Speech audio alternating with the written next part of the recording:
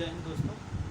आज के अपने इस वीडियो में बिहार के एग्ज़ाम को दृष्टिगत रखते हुए कार्यक्रम लिखत अधिनियम 1861 की शुरुआत कर रहे हैं। इसके अंतर्गत जो भी क्वेश्चन पूछा जा सकता है उस पर विधिवत बात करेंगे, क्योंकि एग्ज़ाम की दृष्टि से जो प्री पॉइंट क्वेश्चन है उसी पे ज़्यादा फोकस करना मेरा भी, ताकि प्री पहले क्वालिफाई हो, उसके बाद तो फिर मेंस के बारे में बात किया जाएगा।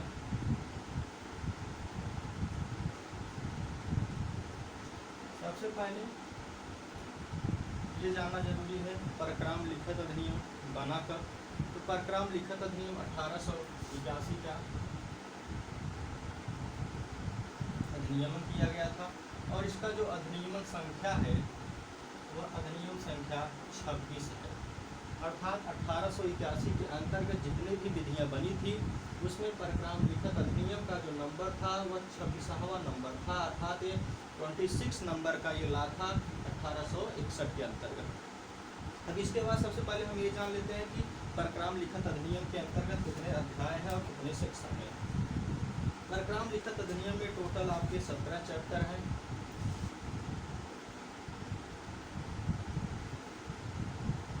परक्राम लिखत अधिनियम के अंतर्गत आपके टोटल 17 चैप्टर हैं और इसके अंतर्गत जो धारा इंक्लूड की गई है टोटल 148 धाराएं जोड़ी गई हैं।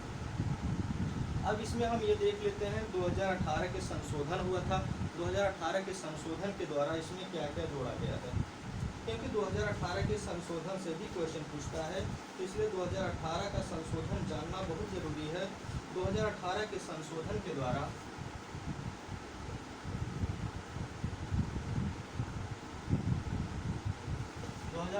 के संशोधन के द्वारा धारा 143 ये जोड़ा गया और धारा 148 जोड़ी गई।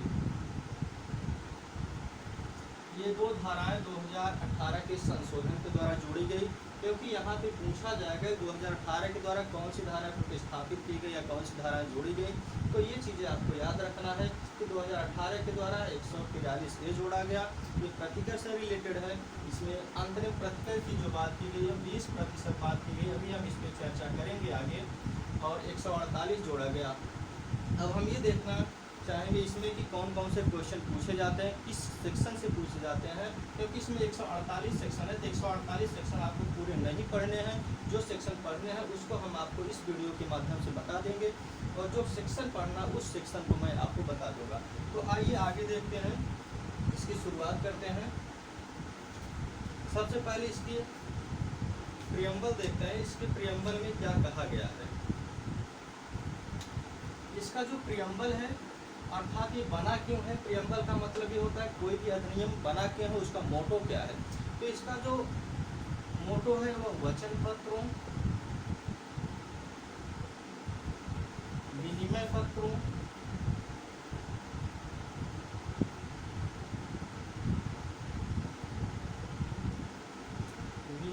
वचन पत्र, विनिमय पत्र और चेक,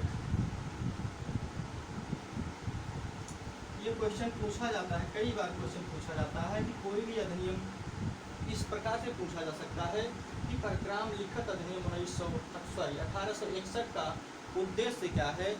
फिर नीचे दे देगा वचन पत्र, विनिमय पत्र, चेक, फिर एक ऑप्शन और बना देगा वचन पत्र, फिर विनिमय पत्र, फिर चेक। तो आपको वचन पत्र, विनिमय पत्र, चेक तीनों से संबंधित है, तीनों का प्रावधान किया गया है इस परक्राम लिखत अधिनियम के अंतर्गत, संशोधन से संबंधित है। इन सभी के बारे में तीनों का आपको ध्यान रखना है कि तीनों हमें आंसर लगाना है, तीनों आएगा। उसके बाद अब चलते हैं हम सीधा 1861 का ये कब प्रवृत्त हुआ, इन्फोर्स हुआ। तो यह 1 मार्च 1882 को प्रवृत्त हुआ। इस डेट को भी आपको याद रखना है, 1 मार्च 1882। 1 मार्च 1882 को परक्राम लिखत अधिनियम लागू हुआ था। अब उसके बाद हम चलते हैं, जैसा कि सेक्शन 1 आपका संक्षिप्त नाम है, हमें सिर्फ उस सेक्शन को कवर करना है जहां से क्वेश्चन पुटअप होते हैं, क्योंकि समय कम है और आपको बिहार एग्जाम को क्रैक करना है, इसलिए हमें केवल उन सेक्शनों पर चर्चा करना है जहां से क्वेश्चन पूछे जाते हैं। तो आइए सबसे पहले इसकी डिफिनीशन क्लास, इसका निर्वचन खंड जो है धारा 3 में है। और एक चीज़ इसका एक ध्यान रखना कि परक्राम लिखत अधिनियम की धारा 2 निरसित कर दी गई है। 2018 के यूपी एपीओ का जो पेपर हुआ था उसमें एविडेंस की धारा 2 से क्वेश्चन पूछा गया था, जो कि धारा 2 रिपील थी 1938 के अंतर्गत, 1838 के अंतर्गत। उसी तरह से इसमें भी धारा 2 जो है यह निरसित है। परक्राम अधिनियम की धारा 2 निरसित है, ये निरसन से संबंधित है, इसे आप याद रखेंगे। हो सकता है मे बी पॉसिबल पूछ सकता है कि परक्राम लिखत अधिनियम की धारा कौन सी निरसित है, और यह धारा 2 निरसित है। और कब निरसित की गई, तो 1881 में यह धारा निरसित की गई है। 1881 के संशोधन के द्वारा धारा 2 को निरसित कर दिया गया। अब धारा 3 के अंतर्गत निर्वचन खंड का प्रावधान किया गया है।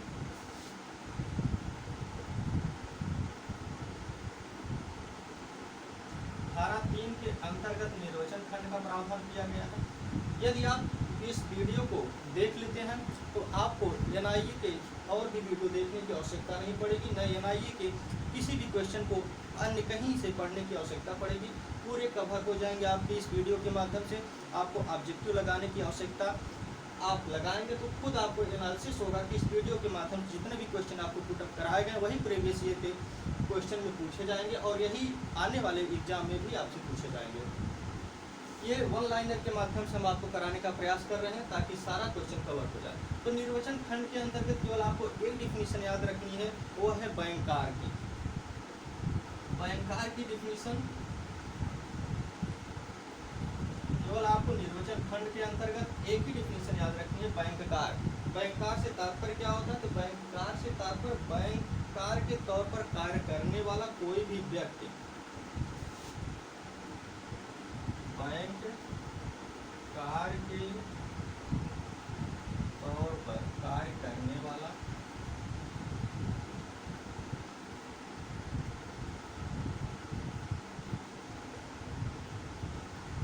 बैंक कार्य के तौर पर कार्य करने वाला कोई भी व्यक्ति आता है बैंक कार्य के अंतर्गत, और कोई भी डाक बचत बैंक आता है। ये ध्यान देना, पहला चीज ये आता है बैंक कार्य के तौर पर कोई भी व्यक्ति कार्य कर रहा है, और दूसरी जो बात आती है वह आती है बैंक कार्य के अंतर्गत डाक बचत बैंक,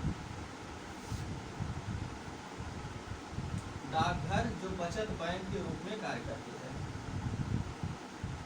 ये दो चीजें आपको याद रखनी है बैंकार की डिफिनीशन के अंतर्गत। हो सकता है पूछ लें कि बैंकार के अंतर्गत क्या क्या आता है, ये दोनों ऑप्शन दे दे, फिर दे दे इनमें से कोई नहीं, फिर इनमें से दोनों, तो आपको इनमें से दोनों मारना, क्योंकि आजकल जो क्वेश्चन पुटअप किया जा रहा है उसी तरह से पूछा जा रहा है कि इनमें से दोनों, इनमें से कोई नहीं, इनमें से सभी। तो इस तरह से आपको प्रिपेयर पहले से ही रहना है। तो इनमें बैंकार के अंतर्गत बैंकार के तौर पर कार्य करने वाला कोई भी व्यक्ति भी आता है, और डाक घर बचत बैंक भी आता है बैंकार के अंतर्गत। अब चलते हैं सेक्शन 4 जो कि मोस्ट इम्पॉर्टेंट है। सेक्शन 4, सेक्शन 5, सेक्शन 6, यहाँ से एक क्वेश्चन 100% बनने की उम्मीद रहती है सेक्शन 4 और 5, 6 से। तो इसलिए सेक्शन 4 और 5 को थोड़ा आप गौर से देखेंगे, इसको 2-3 बार हो सके तो आप रिवीजन भी करेंगे ताकि क्वेश्चन यहाँ से आए तो आपसे बाहर ना जा पाए क्वेश्चन। तो सेक्शन 4 जो कहा गया है सेक्शन 4 में, सेक्शन 4 के अंतर्गत वचन पत्र की बात की गई है। सेक्शन 4 के अंतर्गत वचन पत्र है, इसको तो आपको याद ही रखना है कि सेक्शन 4 में वचन पत्र है। और सेक्शन 5 में क्या है, सेक्शन 5 में है विनिमय पत्र, सेक्शन 5 में है विनिमय पत्र, सेक्शन 6 में है चेक। इन तीनों सेक्शन को हम एक साथ पढ़ा रहे हैं ताकि आपको इन तीनों में जो कंफ्यूजन है वो दूर हो जाए, और यहाँ से 100% उम्मीद रहता है कि 1 या 2 क्वेश्चन हमेशा पूछे जाते हैं और पूछे जाएंगे भी। तो सेक्शन 4 के अंतर्गत वचन पत्र हो गया, सेक्शन 5 विनिमय पत्र हो गया, सेक्शन 6 के अंतर्गत चेक हो गया। अब सबसे पहले वचन पत्र की बात करते हैं। तो वचन पत्र होता क्या है, वचन पत्र यह होता है सिंपली नॉर्मल लैंग्वेज में कि जब कोई व्यक्ति किसी व्यक्ति को बिना शर्त के, किसी शर्त के नहीं, बिना शर्त के कोई भी कार्य करने का वचन देता है या कुछ भी करने का वचन देता है तो उसे वचन पत्र कहते हैं। जैसे एग्जाम्पल की दृष्टि से आप देखिए,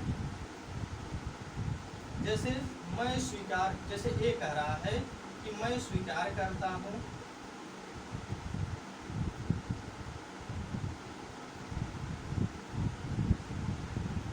मैं स्वीकार करता हूँ कि प्राप्त मूल्य के लिए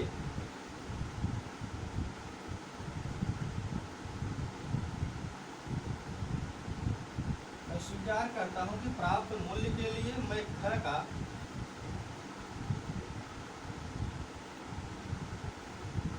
1000 रुपये का ऋणी हूँ,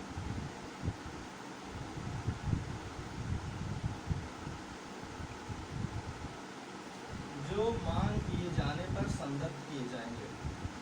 संदत्त करने का मतलब है दे दिया जाएगा, वापस किया जाएगा।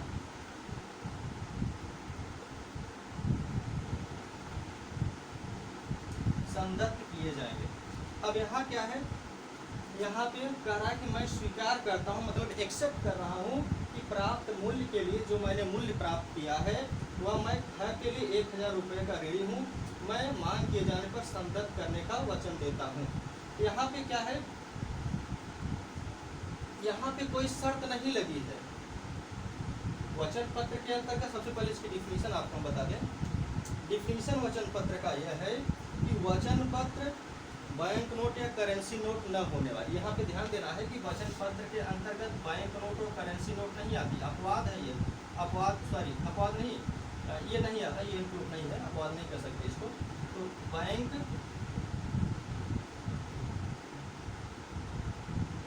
बैंक नोट और करेंसी नोट,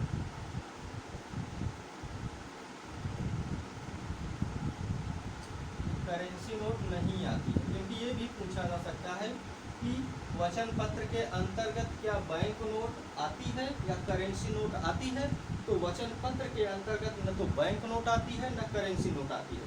तो वचन पत्र की जो डेफिनेशन दी गई है वह यह दी गई है कि वचन पत्र ऐसी लेखबद्ध लिखत है जिसमें एक निश्चित व्यक्ति को या उसके आदेशानुसार उस लिखत के वाहक को धन की एक निश्चित धनराशि संदत्त करने का उसके रचयिता द्वारा हस्ताक्षरित असर्त वचन।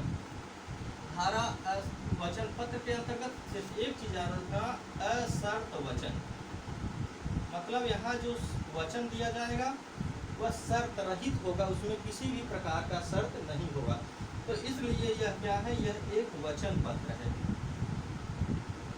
जैसे अगला एग्जाम्पल हो गया, मैं ख को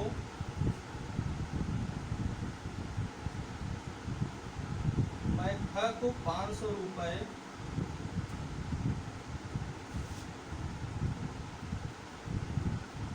देने का वचन देता हूँ। मैं ख को 500 रुपये देने का वचन देता हूँ। तो ख को जो 500 रुपये दिया जा रहा है बिना शर्त के दिया जा रहा है। अगर यहीं कह दिया जाए कि मैं ख को 500 रुपये तब देने का वचन देता हूँ जब वह मेरा कोई कार्य करेगा, तो यहाँ शर्त लग गई। तो जैसे ही शर्त लगेगा वैसे ही वचन पत्र नहीं रह जाएगा। तो वचन पत्र के लिए जरूरी है असर्त वचन, बिना शर्त के कोई वचन किया जाए। अब इसके आगे चलते हैं। इसको तो वैसे आपको समझ में आ गया होगा, केवल इतना याद रखना है कोई भी अगर दृष्टांत दे, दृष्टांत में आप सिर्फ ये देखिएगा कि जो वचन दिया जा रहा है वह सशर्त दिया जा रहा है या अशर्त दिया जा रहा है। अगर वचन कोई भी शर्त लगी रहे तो सीधा उसको आप मारिएगा वचन पत्र नहीं है, और अगर शर्त नहीं लगी है तो सीधा दिखाइएगा वचन पत्र है। अब चलते हैं विनिमय पत्र में, क्योंकि धारा 4 वचन पत्र की बात करती है और धारा 5 विनिमय पत्र की बात करती है। विनिमय इसमें क्या है, इसमें असर्त वचन है। इन दोनों में आपको डिफरेंस बताएंगे कि इन दोनों में डिफरेंस क्या है थोड़ा सा। ये क्या करती है, सशर्त वचन की बात करती है, सॉरी असर्त वचन की बात करती है। और धारा पत्र 5 में है विनिमय पत्र।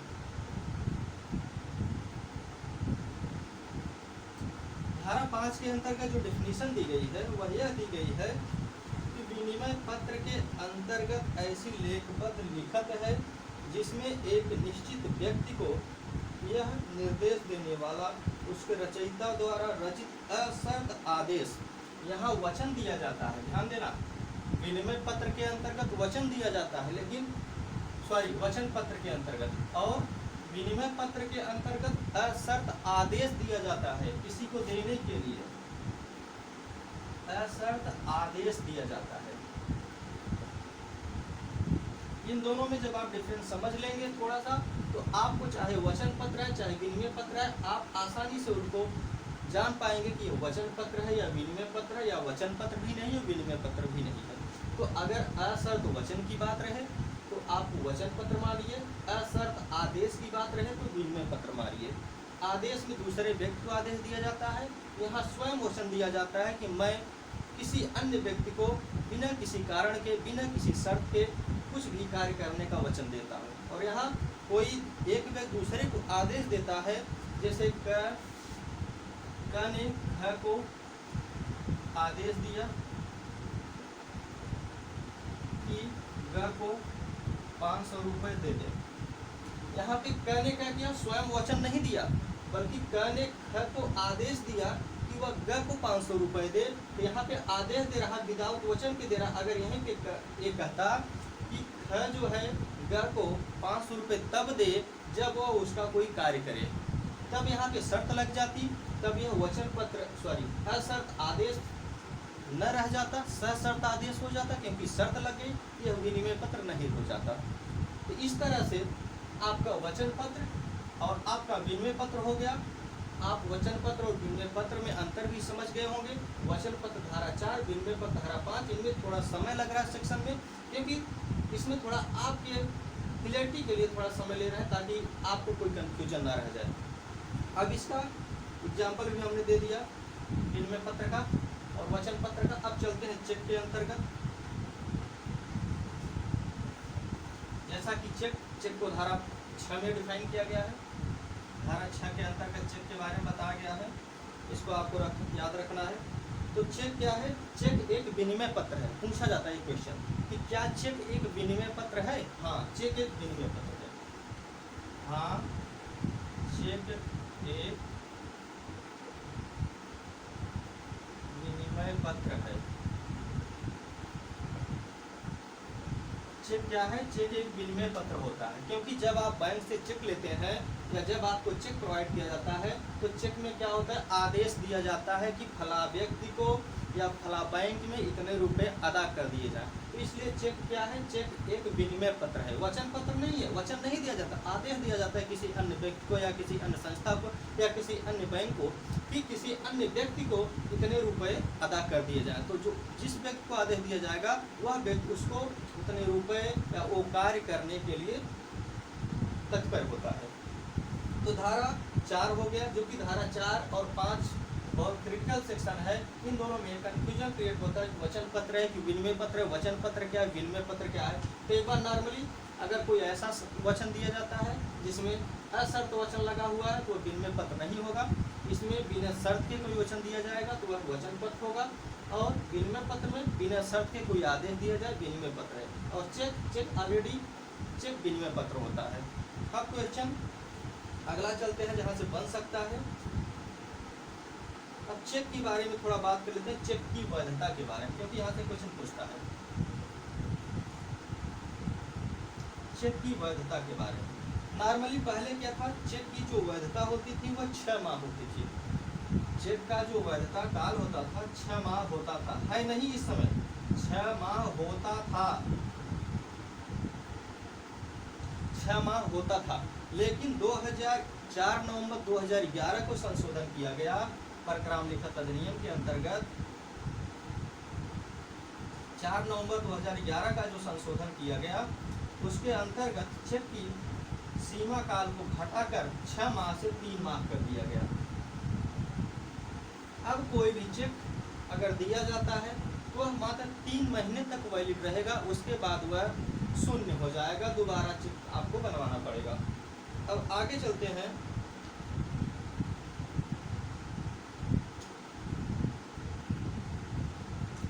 सेक्शन 7, जहां से क्वेश्चन पूछे जाएंगे। मेरा टारगेट सिर्फ वही है कि वहीं पे फोकस करें, क्योंकि समय आपके पास लिमिटेड बचे हुए हैं। इसलिए जहाँ पे हमें आवश्यकता पड़ रही है कि यहाँ पे आपको समझाना अति आवश्यक है, वहाँ पे मैं आपसे समय ले रहा हूँ। और जहाँ पे हमें लग रहा है कि यहाँ से डायरेक्ट हम चले तो वहाँ से हम डायरेक्ट सेक्शन वाइज जहाँ से क्वेश्चन पुटअप करेगा सेक्शन वाइज बता के आगे बढ़ जाएंगे। और अगर आपको वीडियो अच्छा लग रहा है तो आप शेयर करना, लाइक करना, सब्सक्राइब करना ना भूलें, जिससे अन्य व्यक्तियों का भी फायदा हो जाए जो बिहार सिविल जज में अपीयर होने जा रहे हैं या अन्य कोई एग्जाम देने जा रहे हैं, जैसे यूजीसी नेट हुआ, बिहार, छत्तीसगढ़, राजस्थान, अन्य जहाँ का भी एग्जाम है उन स्टूडेंटों को भी फायदा हो जाए। धारा 7 की बात करें, धारा 7 भी आपसे पूछा जा सकता है। लेखी वाल और ऊपर वाल का बात किया गया है। लेखी वाल, लेखी वाल, ऊपर वाल, इसको हम बता रहे हैं आपका लेखी वाल क्या होता है, ऊपर वाल क्या होता है, जिगरी वाल क्या होता है।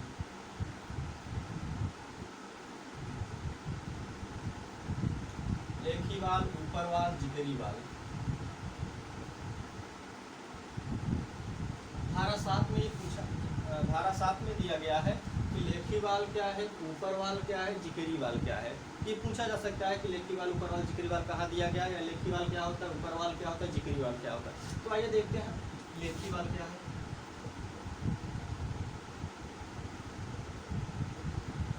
लेखी वाल का तात्पर्य सीधा सा ये है, लिखने वाला। लेखी वाल, लिखने वाला। तो जो कोई वचन पत्र लिखता है या विनिमय पत्र लिखता है,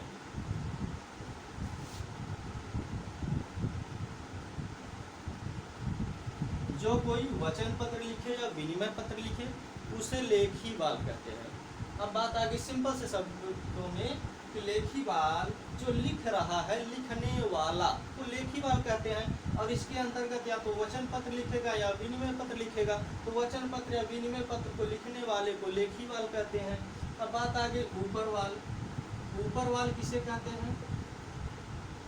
तो ऊपर वाल का तात्पर्य है कि जब कोई व्यक्ति किसी व्यक्ति को आदेश देता है कि अन्य व्यक्ति का वो कार्य कर दिया जाए या अन्य व्यक्ति को पैसे संदत्त कर दिया जाए, तो उसे ऊपर वाल कहते हैं। अर्थात जिस व्यक्ति को आदेश दिया जाता है, एग्जाम्पल की दृष्टि से समझिए, जैसे ए ने बी को यह वचन दिया, यह आदेश दिया कि वह ग को 500 रुपए संदत्त कर दे।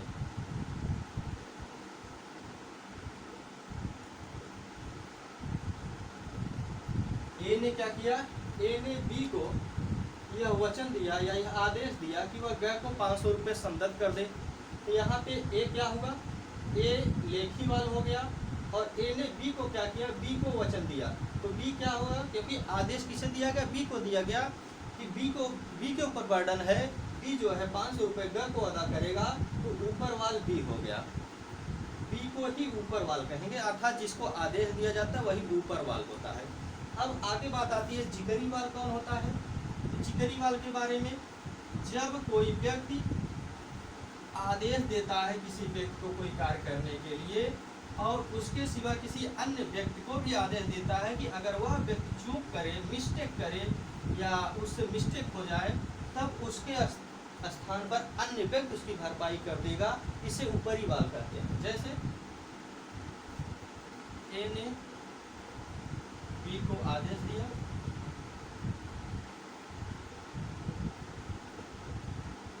ए ने बी को आदेश दिया कि वह क्या करे, वह ग को 500 रुपए दे,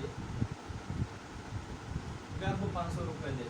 और साथ ही साथ यह भी कहा कि यदि बी जो है ग को 500 रुपए नहीं दे पाता है, चूक कर जाता है या किसी अन्य कारण से नहीं दे पाता है, तो यह बर्डन घ के ऊपर डाला जा रहा है कि यदि बी किसी कारणवश नहीं दे पाता है तो घ जो है ग को 500 रुपए अदा करेगा। तो जब जिस व्यक्ति को आदेश दिया जाता है उसके अतिरिक्त अन्य व्यक्ति के लेने के लिए जाया जाए, जैसे ग जो है बी के पास आया, बी उसको नहीं अदा कर पा रहा पैसा, तो ग के पास ऑप्शन रहेगा कि वह अन्य व्यक्ति के पास जाए इसकी चूक की दशा में। तो जिस व्यक्ति अन्य के पास जाएगा वही व्यक्ति ऊपर वाल का जिगरी वाल कहलाता है। सॉरी अगर हमने ऊपर वाल कहा तो ऊपर वाल का जिस व्यक्ति को आदेश दिया जाता है वह ऊपर वाल होता है। जिगरी वाल जब जिसको आदेश दिया गया वह चूक कर जाए तब जिसके पास जाया जाता है वह जिगरी वाल कहलाता है। तो यहाँ बी जो है ऊपर वाल हुआ, और डी जिकरी वाल हुआ, और ग धारक हुआ, और ए जो है आपका लेखी वाल हुआ। या तो ए कर लो या तो इसे क्या कर लो, एग्जाम्पल दृष्टि से यहाँ पे क आपका लेखी वाल हुआ,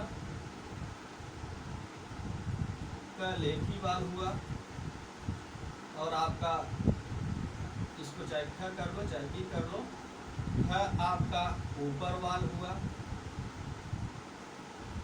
ख आपका क्या हुआ ऊपर वाल हुआ, ग आपका धारक हुआ। धारक का तात्पर्य जो धारण कर रहा है, जैसे इसके द्वारा जो पैसा दिया जाएगा उसको एक्सेप्ट ग करेगा, ग जो है धारक हो गया, और घ जो है इसकी चूक की दशा में घ के पास जाया जाएगा, इसलिए घ जो है ये हो गया आपका जिकरी वाल।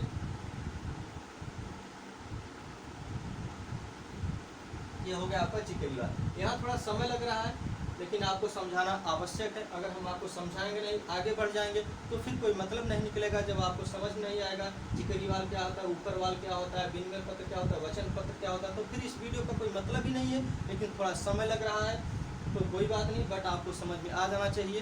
कहीं भी आए तो आपसे क्वेश्चन बाउंस हो जाए। अब आगे चलते हैं।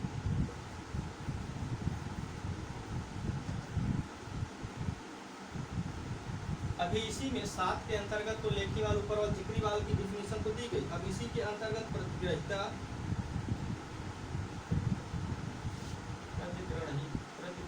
का बात किया गया है, पाने वाले का बात किया गया है, और उसके अंतर्गत आदर्श प्रतिग्रहिता का बात किया गया है।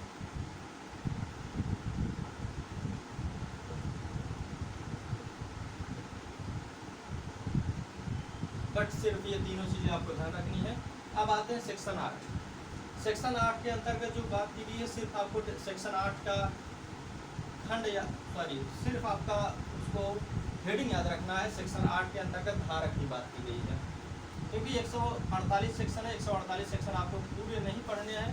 जहाँ जहाँ से क्वेश्चन पूछा जाएगा सिर्फ हमें उसी पर फोकस करना है। तो सेक्शन 8 के अंतर्गत सिर्फ धारक की बात की गई, होल्डर की बात की गई है। धारक वो व्यक्ति होता है जो किसी चीज़ को धारित करता है।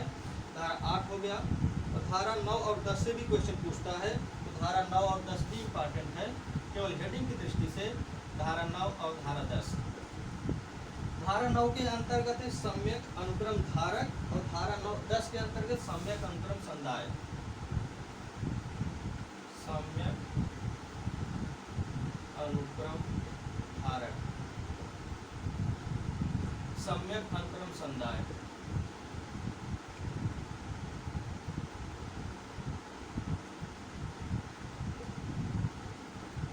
इसको आप ऐसे याद रखिएगा, क्योंकि एक सेक्शन आपको याद करना पड़ेगा तो 3 सेक्शन आपको ऑटोमेटिक याद हो जाएंगे। बस एक सेक्शन याद करिए, 3 सेक्शन याद। धारा 8 के अंतर्गत धारक है। जब आपको याद हो जाएगा धारा 8 में धारक है, तो धारा 8 के नीचे भी धारक है। 9 में जो धारक है वो सम्यक अनुक्रम धारक हो गया। तो धारा 8 में धारक, धारा 9 में धारक, बट सम्यक अनुक्रम धारक हो गया। और धारा 10 के अंतर्गत भी सम्यक है, 9 में भी सम्यक, धारा 10 में भी सम्यक। धारा 9 के अंतर्गत जो सम्यक उसमें धारक लगा हुआ, धारा 10 के अंतर्गत जो सम्यक है उसमें संदाय लगा हुआ है। बस इस तरह से इन तीनों चीज़ों सेक्शनों को याद रखना है, क्योंकि धारा 9 डायरेक्ट पूछा जाता है, 8 भी डायरेक्ट पूछा जाता है, और 10 भी डायरेक्ट पूछा जाता है। अब चलते हैं सेक्शन अगला, जहाँ से क्वेश्चन पूछे जाने की उम्मीद है, क्योंकि इधर कुछ सेक्शन है जो डायरेक्ट पूछे जाते हैं, इसलिए उस सेक्शन पर चर्चा करना अति आवश्यक है। सेक्शन 11 अंतर्देशीय लिखत है, डायरेक्ट क्वेश्चन है।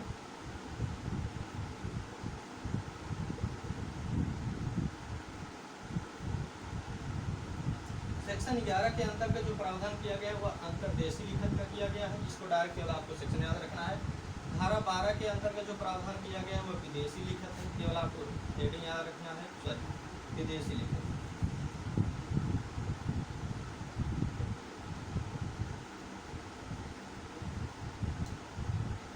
अंतर्देशीय लिखत धारा 11, विदेशी लिखत धारा 12। आप साथ साथ बोलते चलिए ताकि आपको इसी वीडियो के माध्यम से एनआईए एक्ट का पूरा सेक्शन याद हो जाए, पूरे प्रोविजन याद हो जाए, आपको फिर दोबारा इसे पढ़ने की आवश्यकता न पड़े।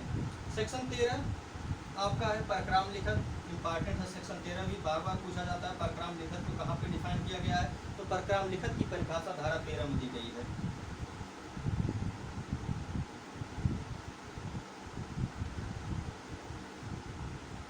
परक्राम लिखत को कहाँ डिफाइन किया गया? परक्राम लिखत की परिभाषा धारा 13 के अंतर्गत दी गई है। अब धारा 14, धारा 15, धारा 16, हाँ इधर भी तीनों सेक्शन आपको देखने हैं। धारा 14 भी देखना है आपको। धारा 14 के अंतर्गत आपका सिर्फ परक्रामर देखना है। केवल इधर आपको हेडिंग देखना है, हेडिंग के सिवा कुछ नहीं देखना है, क्योंकि हेडिंग से ही क्वेश्चन बनते हैं। आपको भीतर के मैटर से नहीं मतलब है, केवल हेडिंग जानना है। धारा 15 पृष्ठांकन याद रखना है कि धारा 15 में पृष्ठांकन है, 14 में परक्राम है, 15 में पृष्ठांकन है। उसके बाद धारा 16 के अंतर्गत निरंक पृष्ठांकन, पूर्ण पृष्ठांकन है, इसको भी याद रखना है। धारा 15 हो गया। धारा 16 के अंतर्गत निरंक पृष्ठांकन और पूर्ण पृष्ठांकन। धारा 16 में निरंक पृष्ठांकन और पूर्ण पृष्ठांकन है। धारा 14 परक्राम है। धारा 15 पृष्ठांकन। इतना आपको याद रखना है। उसके बाद धारा 17 भी याद रखना है, संदिग्धार्थी लिखत इंपॉर्टेंट है। धारा 17 क्या है? धारा 17 है संदिग्धार्थी लिखत। धारा 17 में जो प्रावधान किया गया है वह संदिग्धार्थी लिखत के बारे में है, इसे आपको याद रखना है। अब आपका 17 सेक्शन तक कंप्लीट हो गया।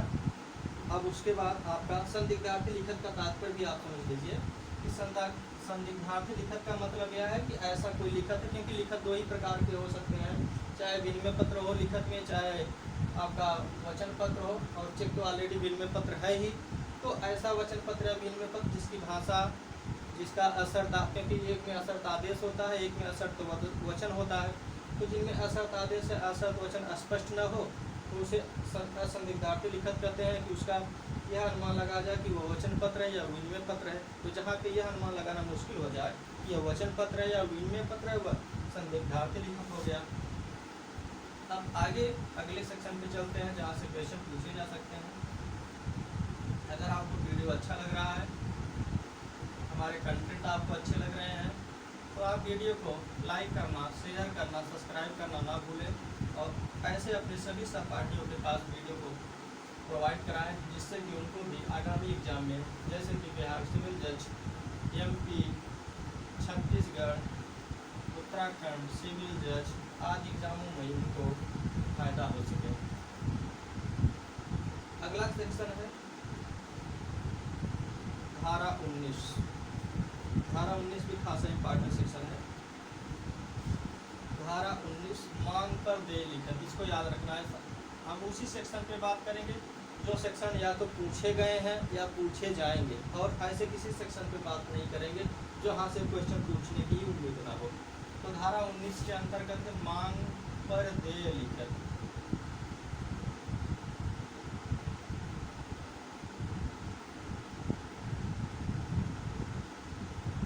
मांग पर क्या? धारा 19 के अंतर्गत क्या? धारा 19 के अंतर्गत है मांग पर देय लिखत। कहा जा रहा है जब कोई वचन पत्र या विनिमय पत्र जिसमें समुदाय का कोई समय निर्दिष्ट नहीं है और चेक मांग पर देय होगा, अर्थात इसमें कोई समय निर्दिष्ट नहीं किया गया तो कब दिया जाएगा, तो जैसे ही मांग किया जाएगा वैसे ही इसको संदत्त कर दिया जाएगा। धारा 20 में अधूरी स्टाम्पित अधूरी लिखत, इसको थोड़ा सेक्शन देख लेंगे। धारा 20 में क्या है? अधूरी स्टाम्पित लिखत, स्टाम्पित अधूरी लिखत।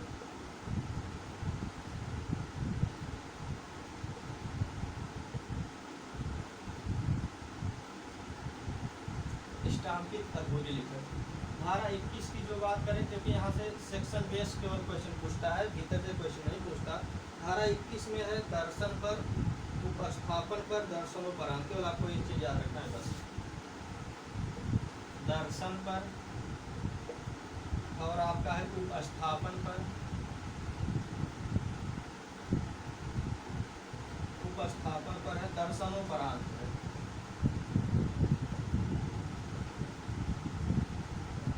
दर्शनोपरांत, ये तीन चीजें आपको हेडिंग में याद रखना है। धारा 21 के अंतर्गत दर्शन पर है, उपस्थापन है, दर्शनोपरांत है। धारा 22 अच्छा क्वेश्चन है, यहाँ से अच्छा क्वेश्चन बनता है परिपक्वता। धारा 22 में परिपक्वता है।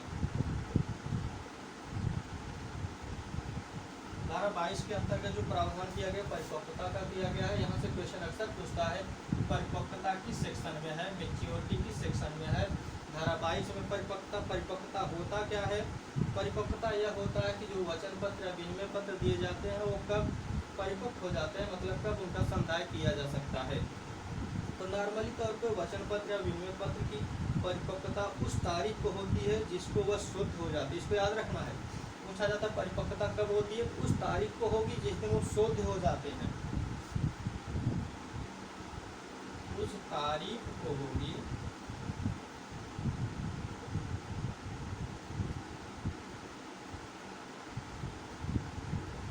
जिस दिन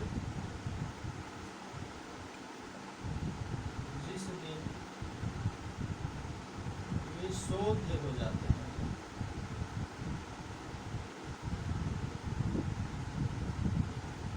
शुद्ध हो जाते का मतलब होता है दे दिए जाते हैं। तो परिपक्वता उसी दिन होगी जिस दिन वे शुद्ध हो जाते हैं। इसको आपको याद रखना। और एक होता है रियायत दिन, अनुग्रह दिन, ये भी इम्पॉर्टेंट है। परिपक्वता भी इम्पॉर्टेंट है, बार बार पूछता है। उसके बाद एक होता है रियायत दिन।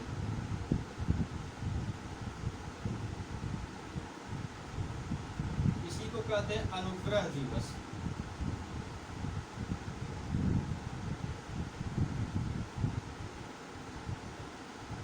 रियायत दिन या अनुग्रह दिवस। परिपक्वता तो उस दिन होगा जिस दिन शुद्ध हो जाएगा, लेकिन अनुग्रह दिवस जिस दिन शुद्ध होता है उसके तीसरे दिन होता है। इसको आपको ध्यान रखना है कि अनुग्रह दिवस कब होगा? तो जिस दिन वचन पत्र या विनिमय पत्र शुद्ध होता है, परिपक्वता उस तारीख के तीसरे दिन होती है। सिर्फ ये याद रखना है तीसरे दिन होता है परिपक्वता।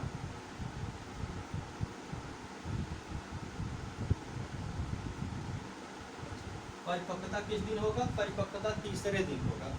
तो आगे चलते हैं। धारा 25 इम्पॉर्टेंट है। धारा 24 छोड़िए, धारा 25 इम्पॉर्टेंट है। धारा 25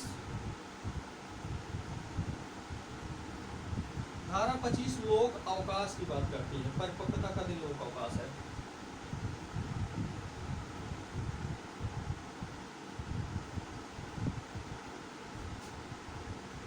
परिपक्वता का दिन क्या है? लोक अवकाश है।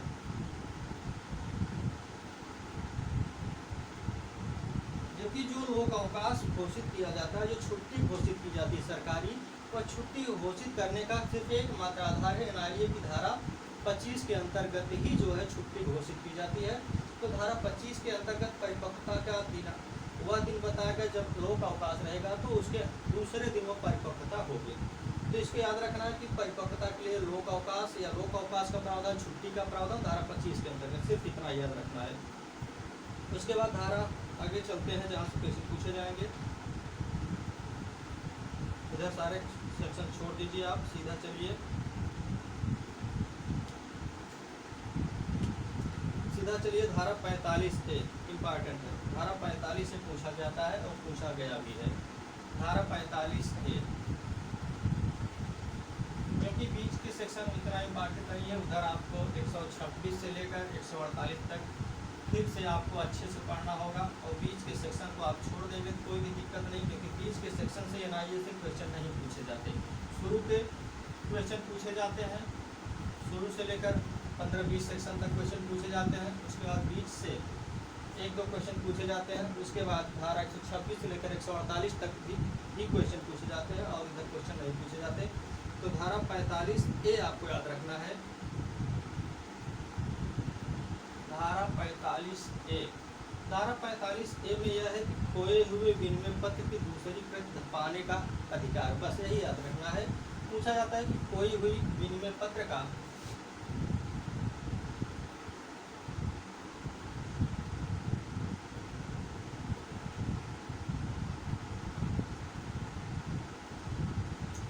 विनिमय पत्र का दूसरी प्रति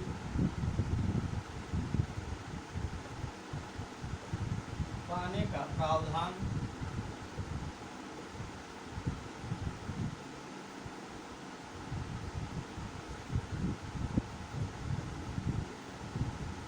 धारा में किया गया है। तो धारा 45A के अंतर्गत यह प्रावधान किया गया है कि अगर खोई हुई विनिमय पत्र खो जाती है तो उसकी दूसरी प्रति पाने का अधिकार है, धारा 45 के अंतर्गत, 45A के अंतर्गत। अब आगे चलते हैं अगला सेक्शन, धारा 46 याद रखना, सिर्फ हेडिंग आपको परिधान। धारा 46 सिर्फ आपको याद रखना है हेडिंग, धारा 46 के अंतर्गत परिधान है। धारा 46 के अंतर्गत क्या है? परिधान है। उसके बाद आपको अगला सेक्शन याद रखना है,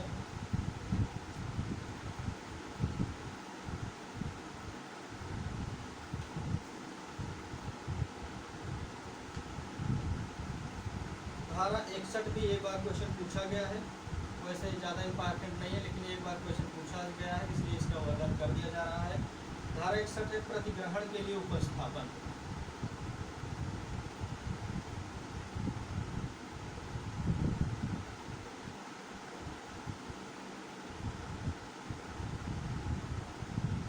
धारा 61 क्या है? धारा 61 है प्रतिग्रहण के लिए उपस्थापन। और धारा अगला है यहाँ से क्वेश्चन पूछे जाने की उम्मीद है, क्योंकि बीच के सेक्शन से क्वेश्चन नहीं पूछे जाते इसलिए आपको बीच के सेक्शन पे उतना फोकस भी नहीं करना है। बीच के सेक्शन से 1 या 2 क्वेश्चन पूछे जाते हैं बहुत मुश्किल से, और नहीं तो बीच के सेक्शन से क्वेश्चन नहीं पूछे जाते। आपको डायरेक्ट चलना है धारा 99। धारा 99 है टिप्पणी नोटिंग, इसको आपको याद रखना है, बार बार क्वेश्चन यहाँ से पूछा जाता है। धारा 99, धारा 99 क्या है? नोटिंग है, टिप्पणी या टिप्पण, इसको आपको याद रखना है क्योंकि यहाँ से क्वेश्चन बार बार पूछे जाते हैं। बीच के सेक्शन से क्वेश्चन नहीं पूछे जाते लेकिन धारा 99 और धारा 100 से क्वेश्चन पूछे जाते हैं। धारा 99 में है टिप्पणी नोटिंग। अब एक चीज़ और यहाँ पे याद रखना है कि नोटिंग कौन कर सकता है, तो नोटिंग कहा गया है कि जबकि वचन पत्र या विनिमय पत्र अप्रतिग्रहण द्वारा या असंदाय द्वारा अनादृत हो गया है तब धारक ऐसे अनादरण का टिप्पण नोटरी पब्लिक से ऐसे लिखत या पर संदत्त कागज पर या भागता एक और भागता दूसरे पर करवा सकता है। तो नोटरी कौन कर सकता है? तो सॉरी, टिप्पणी कौन कर सकता है? Notary public. सिर्फ इतना याद रखना है।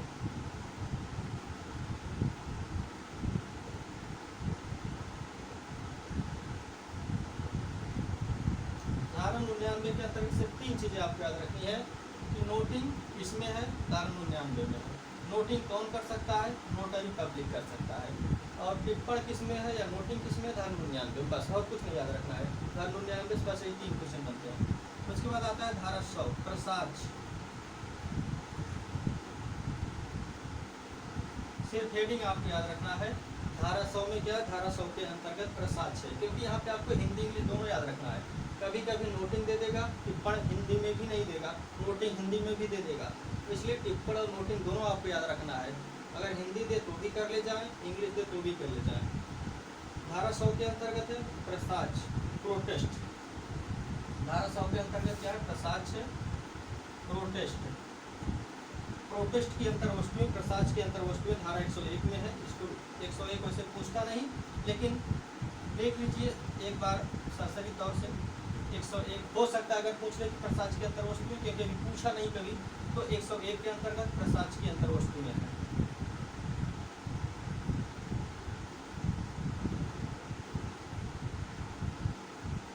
एक के अंतर्गत क्या है? 101 के अंतर्गत प्रसाज की अंतर्वस्तुएं हैं।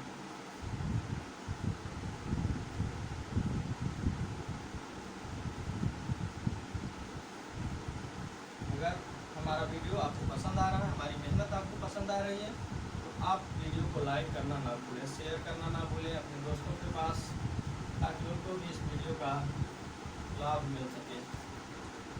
अगला सेक्शन है जहाँ से क्वेश्चन पूछे जा सकते हैं।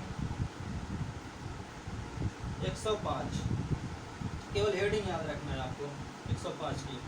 105 है युक्त समय। सिर्फ आपको हेडिंग याद रखना है कि युक्त समय। धारा 105 में क्या दिया गया है? धारा 105 के अंतर्गत युक्त समय के बारे में बताया गया है। युक्त समय युक्त समय कहाँ बताया गया? धारा 105 के अंतर्गत युक्त समय के बारे में बताया गया। उसके बाद युक्त समय की अगर बात करें तो कह रहा है कि प्रतिग्रहण या संदाय के लिए, उपस्थापन के लिए, अनादरण की सूचना देने के लिए और टिप्पण के लिए युक्त समय कौन सा है? यह अवधारण करने में लिखत की प्रकृति और वैसी लिखतों के बारे में व्यवहार की प्रायिक चर्चा को ध्यान में रखा जाएगा और ऐसे समय की गणना करने में लोक अवकाश दिनों को अपवर्जित कर दिया जाएगा। अर्थात यह युक्त समय लिखत के ऊपर डिपेंड करेगा कि लिखत किस प्रकार का है, और अगर इसमें कोई लोक अवकाश आता है तो उसे अपवर्जित कर दिया जाएगा, उस समय को निकाल दिया जाएगा। आगे चलते हैं। धारा 115 याद रखना है, जिगरीवाल। धारा 115 क्या याद रखना है? धारा 115 याद रखना है, जिगरीवाल। जैसा कि हमने आपको जिगरीवाल की डेफिनेशन ऊपर ही समझा दिया। जिगरीवाल ऐसा व्यक्ति होता है जिसे संदत का आदेश दिया गया है, वह व्यक्ति अगर चुप करता है तो उसके सिवा अन्य व्यक्ति के पास संदत के लिए जाया जाता है, उसी को जिगरीवाल कहते हैं। तो 115 के अंतर्गत जिगरीवाल है, इसको आपको याद रखना है। उसके बाद आगे का जो सेक्शन है, आगे का सेक्शन 118 है, इससे भी आपको याद रखना है। परक्रम लिखत के बारे में प्रिजम्पशन की बात करें कि लिखत के बारे में उपधारणा कहाँ दिया गया, सिर्फ यही याद रखना है कि लिखत के बारे में उपधारणा 118 में है।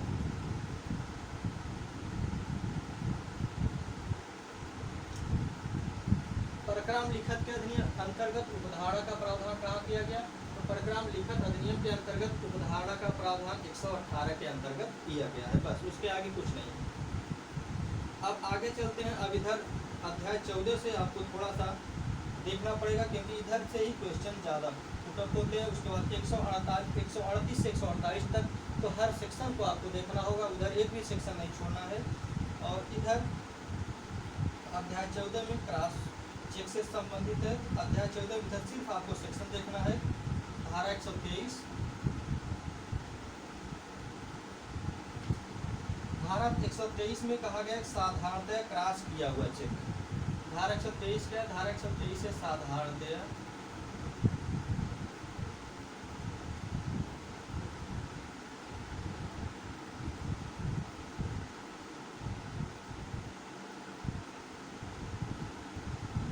धारा 123 के अंतर्गत क्या है?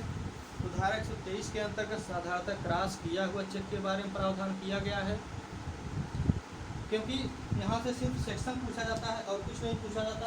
तो आपको सिर्फ ये याद रखना है कि धारा 123 के अंतर्गत साधारणतः क्रॉस किया हुआ चेक के बारे में प्रावधान किया गया है।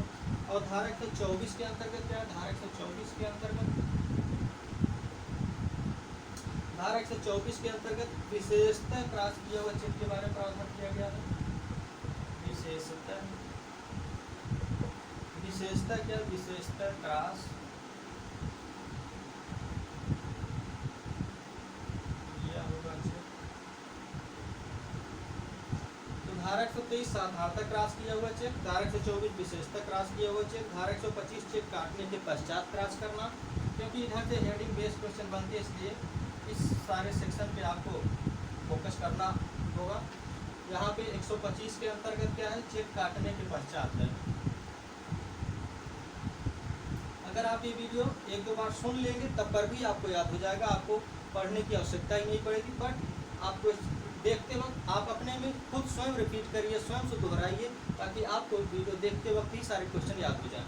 तो 105 युक्त समय बता दिया गया, कोई रीजनेबल समय बता दिया गया कि लिखत के आधार पर डिसाइड किया जाएगा, और 115 जिगरीवाल बता दिया गया, 118 उपधारणा से संबंधित, 123 साधारणतः क्रॉस किया हुआ चेक है, 125 की बात करें विशेषतः क्रॉस किया हुआ चेक है, 124 विशेषतः क्रॉस किया हुआ चेक है, 125 में चेक काटने के पश्चात क्रॉस करना है, और 126 में जो है 126 के अंतर्गत जो प्रावधान किया गया है 126 में बताया गया साधारणतः क्रॉस की चेक का संदाय,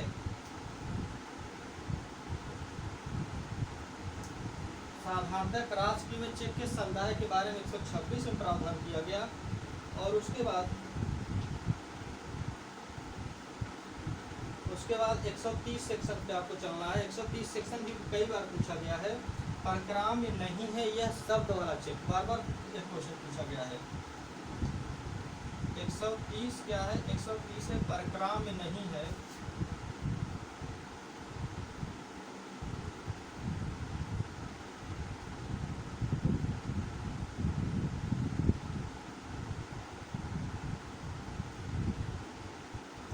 परक्राम में नहीं है यह शब्द वाला चेक। धारा 130 डायरेक्ट हेडिंग पूछ लिया जाता है कि धारा 130 के अंतर्गत किसका प्रावधान किया गया, या परक्राम में नहीं है यह शब्द नहीं है वाला चेक का प्रावधान किस सेक्शन में किया गया। इस तरह से डायरेक्ट बेस सेक्शन उठा लिए जाते हैं। तो इसलिए आपको धारा 130 परक्राम में नहीं है यह शब्द वाला चेक धारा 130 में, इसको आपको याद रखना है। अब आते हैं बात आगे की, जहाँ से आपको क्वेश्चन पूछे जाएंगे। अब आते हैं अध्याय 17, क्योंकि अध्याय 17 यह बहुत इंपॉर्टेंट अध्याय है। 138 से 148 तक इनमें 10 सेक्शन दिए गए हैं। 10 सेक्शन अपने आप में बहुत महत्वपूर्ण हैं और यहीं से क्वेश्चन ज़्यादा पूछे जाते हैं। शुरू में 1 से लेकर 20 सेक्शन तक क्वेश्चन पूछे जाते हैं और बीच से केवल 1 या 2 क्वेश्चन पूछे जाते हैं, और 138 से लेकर 148 तक जो भी क्वेश्चन पूछे जाते हैं 3 से 4 क्वेश्चन यहाँ से पूछे जाते हैं। इसलिए 138 से 148 तक का जो सेक्शन है वो बहुत ही इम्पॉर्टेंट है अध्याय 17। आपको एक चीज़ ये भी याद रखना है कि अध्याय 17 संबंधित है किससे। ये भी क्वेश्चन पूछा जा सकता है कि खातों में अपर्याप्त धन के कारण चेकों का अनादर किस अध्याय में दिया गया है। फिर से आप देखिए, खातों में धन के अपर्याप्त होने के कारण चेकों का अनादर किस अध्याय के अंतर्गत दिया गया है।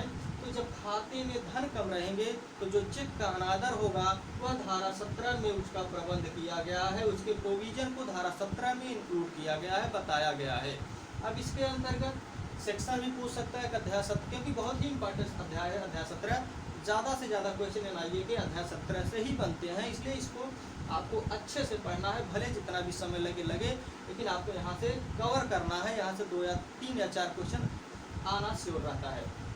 तो इसके अंतर्गत जो सेक्शन दिए गए हैं 138 से 148 तक सेक्शन दिए गए हैं, और जो 2018 में संशोधन हुआ था वह इसी अध्याय में हुआ था। ध्यान देना है, 2018 का जो संशोधन हुआ अध्याय 17 में ही हुआ है। अब चलिए आगे देखते हैं। अध्याय 17 के अंतर्गत पहला सेक्शन है धारा 138। धारा 138 क्या कहती है। धारा 138 के अंतर्गत यह प्रावधान किया गया है कि खाते में अपर्याप्त निधियों आदि के कारण चेक का अनादर। सिर्फ हेडिंग आपको यहाँ पर याद करना है, हेडिंग से ही क्वेश्चन बनता है यहाँ, और आगे कुछ नहीं पूछता, सिर्फ ये पूछता है। आगे यहाँ पे जो भी सेक्शन पूछा जाएगा उसका हम बात करेंगे। सिर्फ ये हेडिंग आपको भी याद रखना है कि खाते में अपर्याप्त राशि के कारण चेक का अनादर किस सेक्शन में है, तो धारा 138 में है।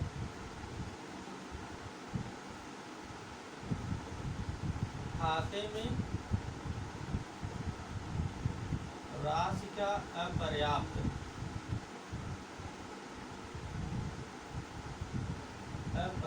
होना। अपर्याप्त का मतलब है आपने जो चेक दिया है, चेक में आपने काटा है 10,000 रुपये का, आपके खाते में 5 ही हज़ार रुपये हैं, तो आपके द्वारा जो अपराध किया गया, आपके द्वारा जो सेक्शन लगेगा वह 138 लगेगा। लेकिन इसके भीतर अभी प्रोविजन हमको देखने हैं, क्योंकि इसके भीतर के प्रोविजन से क्वेश्चन पूछते हैं। 138 तभी अप्लाई होगी जब परंतु दिया गया है, प्रोवाइजो दिया गया है कि डायरेक्ट अगर आपके खाते में धन नहीं है तो आपके ऊपर डायरेक्ट 138 अप्लाई नहीं होगा, बल्कि इसके अंदर प्रोविजो है, परंतु है, कुछ अपवाद दिए गए हैं जिसका फायदा आपको मिलेगा। पहला यह है, पहला परंतु वह चेक उसके लिखे जाने की तारीख से 6 माह की अवधि के भीतर या उसकी विद्यमानता की अवधि के भीतर जो भी हो पूर्वोत्तर हो, बैंक को प्रस्तुत न किया गया हो। यह अपर्याप्त राशि तब माना जाएगा, तब नहीं माना जाएगा। जैसे मान लीजिए चेक दिया गया, चेक किसी व्यक्ति को दे दिया गया, अब वह चेक जो है प्रेजेंट टाइम में सिर्फ 3 महीने तक ही वैलिड है। चेक का जो वैलिड है, जो इस समय वैध है वह सिर्फ 3 महीने तक है, पहले 6 माह तक था। तो कोई व्यक्ति क्या करता है, चेक दिए जाने के बाद 6 माह के बाद ले जाता है बैंक में, जमा करता है, बैंक में देता है। तो जब 6 माह के बाद देता है तब उसके खाते में पर्याप्त राशि है, तब वह जो है धारा 138 लागू नहीं होगी, क्योंकि उसे 3 महीने के भीतर बैंक में चेक जमा करना है। अगर 3 महीने के भीतर बैंक के खाते में उसके अपर्याप्त राशि है तब धारा 138 लागू होगी। अगला यह है कि चेक का पाने वाला या धारक सम्यक अंतरम में चेक के लेखीवाल को असंदर्भ चेक के लौटाए जाने के बाबत बैंक से उसे सूचना की प्राप्ति के 30 दिन के भीतर लिखित रूप में सूचना देकर उक्त धनराशि के संदाय के लिए मांग नहीं करता। बात यह है दूसरा, परंतु ये पहला था, परंतु दूसरा है कि जब कोई व्यक्ति चेक दिया गया वह बैंक में जाता है, बैंक में उसके खाते में अपर्याप्त राशि पाई जाती है, तो उस व्यक्ति का यह जिम्मेदारी है कि वह 30 दिन के भीतर, इसको ध्यान देना है, 30 दिन का समय, 30 दिन के भीतर जिस व्यक्ति ने उसे चेक दिया है उसे सूचित करे, उसे बताए कि आपने जो चेक दिया है उसका भुगतान नहीं हो पा रहा है इस कारण से कि आपके खाते में अपर्याप्त राशि नहीं है। ये धारा परंतु 2 में दिया गया। अगर वह परंतु 2 के अंतर्गत 30 दिन तक ऐसा नहीं करता तो भी धारा 138 अप्लाई नहीं होगी, लागू नहीं होगी। अगला क्या कर रहा है, परंतु का खंड 3 कह रहा है 138 का कि ऐसे चेक का लेखेवाल के चेक के पाने वाले को या धारक को उक्त सूचना की प्राप्ति के 15 दिन के भीतर उक्त धनराशि का संदाय असम्यक अनुक्रम में करने में असफल नहीं रहा है। नहीं रहा है कह रहा है कि जैसे यह व्यक्ति अगर 30 दिन के भीतर सूचना दे रहा है और जो व्यक्ति लेखीवाल है, जो व्यक्ति चेक लिखा हुआ है, वह 15 दिन के भीतर क्या करता है, वह 15 दिन के भीतर उसके पैसे को अदा कर देता है, दे देता है, तब पर भी यह सेक्शन लागू नहीं होगा। फिर से समझिए, इस सेक्शन को लागू होने के लिए 3 कंडीशन है। पहली बात तो खाते में राशि अपर्याप्त हो, जब वह चेक दिया गया वह चेक 3 महीने प्रेजेंट टाइम में 3 महीने के भीतर पेश किया गया हो, बैंक में दिया गया हो, बैंक में देने के बाद खाते में राशि अपर्याप्त पाई गई हो, अपर्याप्त राशि की सूचना वह जो चेक दिया है उस व्यक्ति को 30 दिन के भीतर दे दिया हो और वह व्यक्ति सूचना पाने के 15 दिन के भीतर उस पैसे को उस पाने वाले व्यक्ति को जिसको चेक दिया था उस व्यक्ति को 15 दिन के भीतर संदर्भ कर दिया हो तो धारा 138 लागू नहीं होगी। ये चीज़ आप ध्यान रखिए, धारा 138 बहुत इंपॉर्टेंट है, क्योंकि यहाँ पे ये चीज़ें पूछ सकता है कि 138 के लिए प्रावधान क्या है, 138 का अपवाद क्या है। तो ये तीनों अपवाद है। अगर 3 माह के भीतर प्रस्तुत नहीं किया है बैंक में, 30 दिन के भीतर सूचना नहीं दिया है, 15 दिन के भीतर पैसा दे दिया है, तो ये 138 लागू नहीं होगा। अब चलते हैं 139।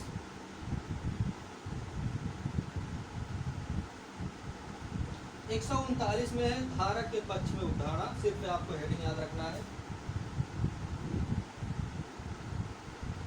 धारक के पक्ष में उधारा।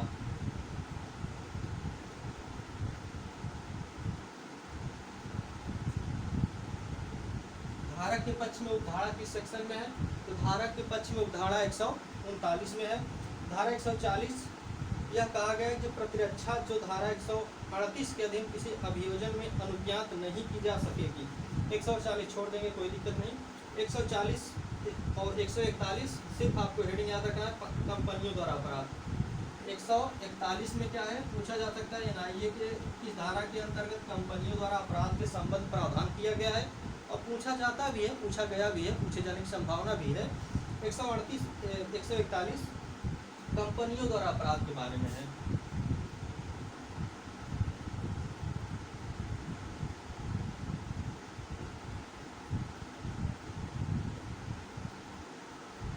धारा 138 किससे संबंधित है, तो धारा 138 कंपनियों द्वारा अपराध से संबंधित है। 141। अब आगे चलते हैं। कंपनी के अंतर्गत एक चीज़ ये ध्यान रखना, कंपनी के अंतर्गत क्या क्या आता है, तो कंपनी के अंतर्गत कोई भी निगमित निकाय या अनिगमित निकाय, कोई भी संस्था, सारी चीज़ें कंपनी के अंतर्गत आती हैं, चाहे फर्म हो चाहे कोई संगम हो, कुछ भी हो, कंपनी के अंतर्गत आता है। अब धारा 142 है, ये भी इम्पॉर्टेंट है।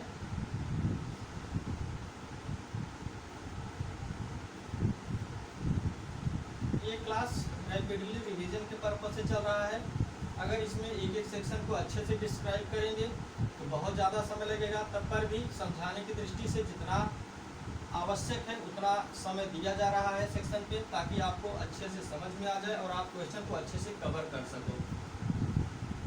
अगर वीडियो अच्छा लग रहा है तो आप हमें कमेंट में ज़रूर बताएं, और अगर वीडियो इसी तरह से आपको चाहिए तो आप कमेंट से बताएं जिस सब्जेक्ट का आपको वीडियो चाहिए। धारा 142 है, धारा 142 है अपराधों का संज्ञान, इम्पॉर्टेंट सेक्शन है। धारा 142 क्या है? धारा 142 है अपराधों का संज्ञान।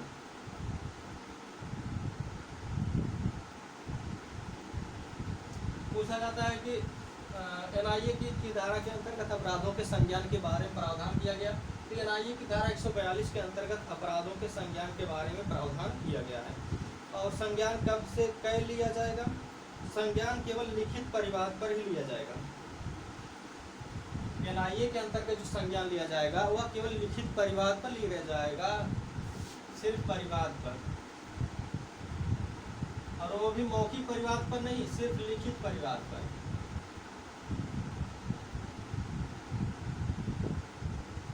लिखित परिवाद पर। परिवाद को आपको सीआरपीसी में जाना होगा इसकी डिफिनीशन देखने के लिए। सीआरपीसी की धारा 2D में जाना होगा परिवाद की डिफिनीशन देखने के लिए। अब यहाँ पे परिवाद की डिफिनीशन चर्चा नहीं करेंगे, सिर्फ आप ये जानिए कि संज्ञान जो है लिखित परिवाद पर किया जाएगा। और संज्ञान कौन कर सकता है, ये भी क्वेश्चन पूछा जाता है। एनआईए के अंतर्गत संज्ञान किस पे लिया जाएगा? तो एनआईए के अंतर्गत संज्ञान लिखित परिवाद पर लिया जाएगा। और संज्ञान कौन कर सकता है और कब कर सकता है? तो एनआईए के अंतर्गत अगर ऐसा परिवाद तभी दाखिल किया जाएगा, तभी उस पर संज्ञान किया जाएगा जिस दिन डिस्प्यूट हुआ, जिस दिन परिवाद मतलब जिस दिन खाते में अपर्याप्त राशि पाई गई अकॉर्डिंग टू सेक्शन 138 के अंतर्गत, उस दिन से भीतर 1 महीने के भीतर परिवाद कर दिया जाना चाहिए। कितना? 1 माह के भीतर। पहली बात तो लिखित परिवाद होना चाहिए। परिवाद कितने महीने के समय, कितने समय के भीतर करना चाहिए? परिवाद जब खाते में अपर्याप्त राशि पाई जाती है उसके 1 महीने के भीतर परिवाद कर दिया जाना चाहिए। उसके बाद परिवाद पर विचारण कौन कर सकता है? संज्ञान कौन कर सकता है? सभी मजिस्ट्रेट संज्ञान नहीं कर सकते। संज्ञान सिर्फ महानगर मजिस्ट्रेट और प्रथम वर्ग न्यायिक मजिस्ट्रेट कर सकता है। एमएम मेट्रोपॉलिटन मजिस्ट्रेट, महानगर मजिस्ट्रेट।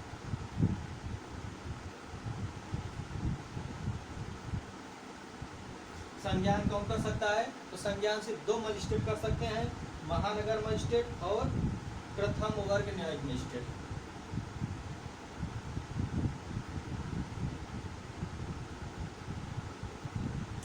महानगर मजिस्ट्रेट और प्रथम वर्ग न्यायिक मजिस्ट्रेट। ये हो गया धारा 142। धारा 142 के अंतर्गत इतनी चीजें आपको ध्यान रखना है। अपराधों से संज्ञान से संबंधित है। अपराधों का संज्ञान लिखित परिवाद पर लिया जाएगा। लिखित परिवाद 1 महीने के भीतर किया गया होना चाहिए।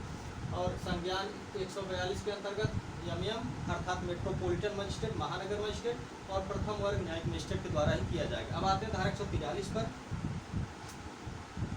धारा 143 लंबित मामलों में अंतरण का विधिमान्यीकरण। सॉरी 142 से 142 छोड़िए 143 आइए। Summary trial.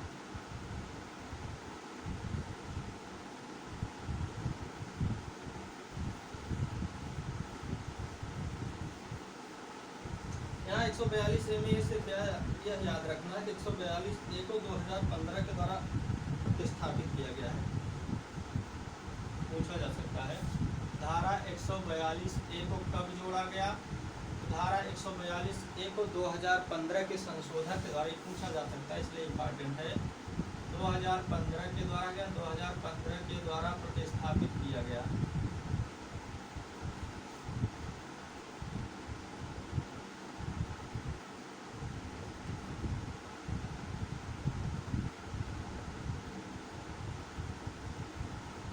धारा 142 से कब प्रतिस्थापित किया गया? सिर्फ ये पूछा जाएगा कब प्रतिस्थापित किया गया। धारा 142 A को 2015 के द्वारा प्रतिस्थापित किया गया। अब आते हैं धारा 143।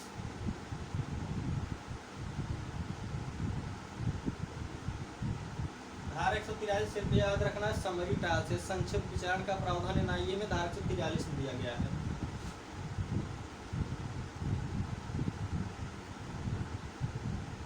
संक्षिप्त विचारण,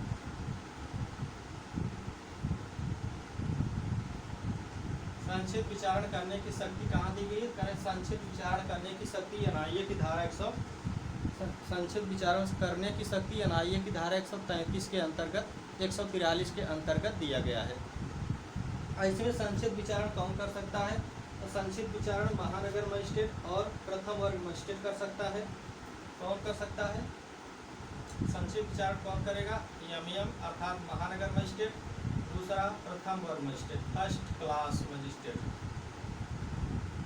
एमएम करेगा और प्रथम वर्ग न्यायिक मजिस्ट्रेट करेगा। और संक्षिप्त विचारण वही प्रक्रिया अपनाई जाएगी जो सीआरपीसी की धारा 262 से 265 तक में दिया गया है। समरी ट्रायल के लिए कौन सी प्रक्रिया अपनाई जाएगी? समरी ट्रायल के लिए वही प्रक्रिया अपनाई जाएगी जो सीआरपीसी की धारा 262 से 265 तक में दिया गया है।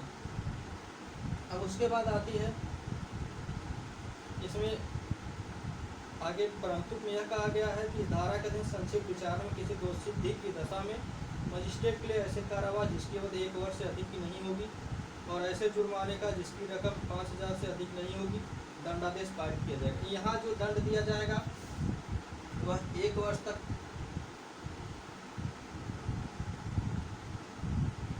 1 वर्ष और जुर्माना 5000 रुपये।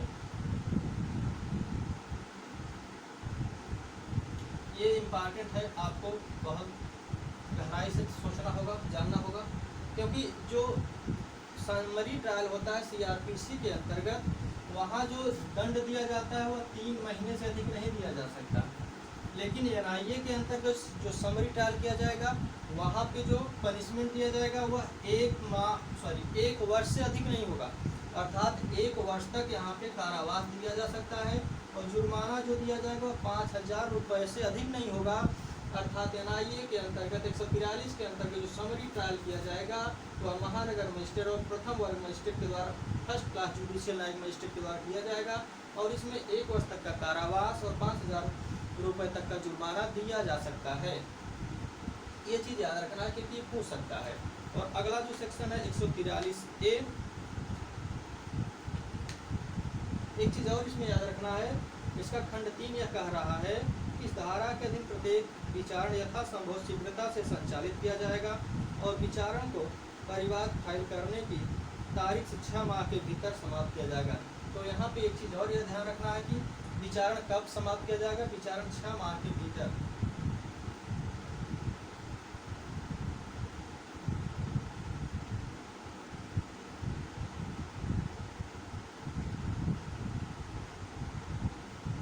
एनआईए के अंतर्गत जो विचारण किया जाएगा वो कितने समय के भीतर समाप्त किया जाएगा?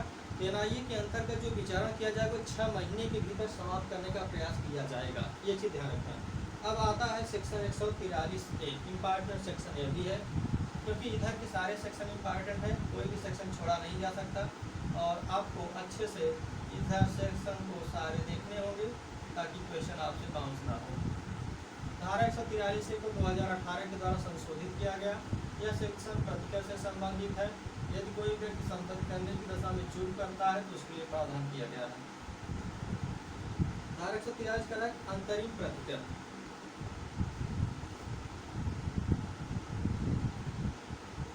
धारा 143A यह क्या है? अंतरिम प्रतिकर है।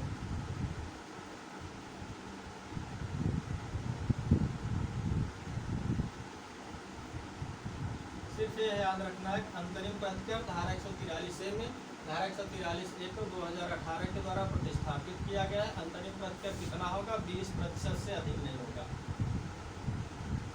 अंतरिम प्रतिकर कितना होगा? अंतरिम प्रतिकर 20% से अधिक नहीं होगा, बस। और यहाँ से कुछ नहीं पूछता, सिर्फ ये जानना है 20% से अधिक नहीं होगा। और एक चीज़, यहाँ जो प्रतिकर की वसूली होगी वह सीआरपीसी की धारा 421 के अंतर्गत होगी। ये भी सेक्शन पूछा गया करवा कि धारा 143 के अंतर्गत जो अंतरिम प्रतिकर है 20% होगा, 20% तक हो सकता है और इसकी जो वसूली की जाएगी वह सीआरपीसी की धारा तो सीआरपीसी की धारा 421 के अंतर्गत अंतरिम प्रतिकर की वसूली की जाएगी अकॉर्डिंग टू सेक्शन 421। धारा 144 समनों की तामीली की रीत के बारे में बताया गया।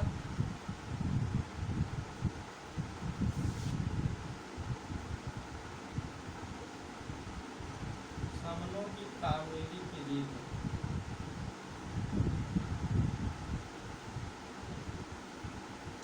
धारा 144 क्या, धारा 144 समनों की तामीली की रीत के बारे में बताया गया। उसके बाद धारा 145 शपथ पर साक्ष्य है। धारा 145 क्या है? धारा 145 है शपथ पत्र पर साक्ष्य।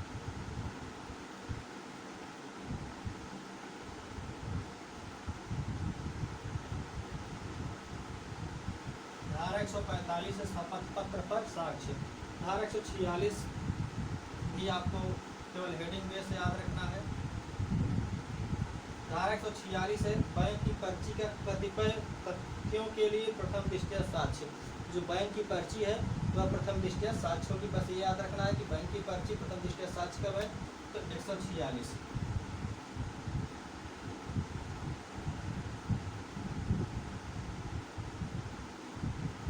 बैंक की पर्ची प्रथम दृष्टया साक्ष्य किसमें होगी, 146। 147 याद रखना है अपराध का समनीय होना।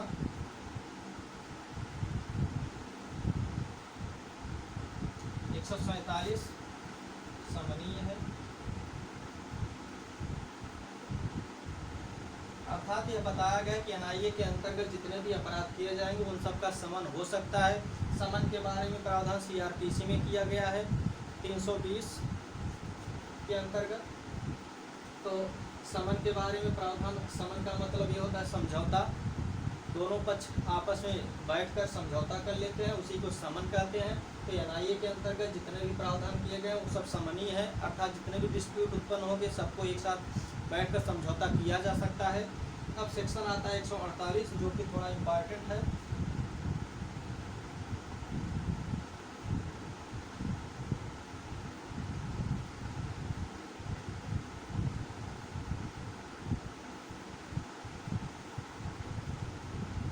सेक्शन 148 है। सेक्शन 148 में यह कहा गया है दो सिद्धि के विरुद्ध अपील से संबंधित है। धारा 148 यह भी 2018 में संशोधित है, ध्यान देना है।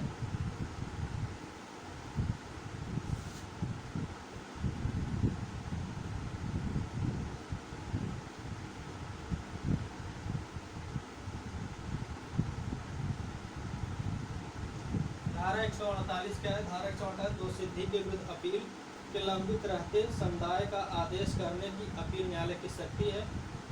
इसमें धारा 138 के अंतर्गत जब कोई लेखी बाल के ऊपर दोषित किया जाता है तो वह अपील करेगा, उसके बारे में प्रावधान किया गया है।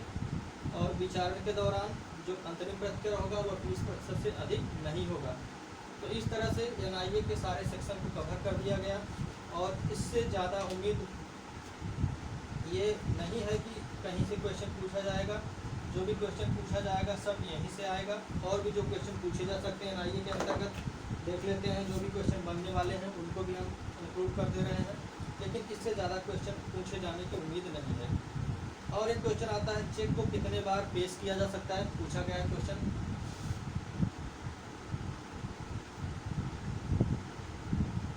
चेक को कितनी बार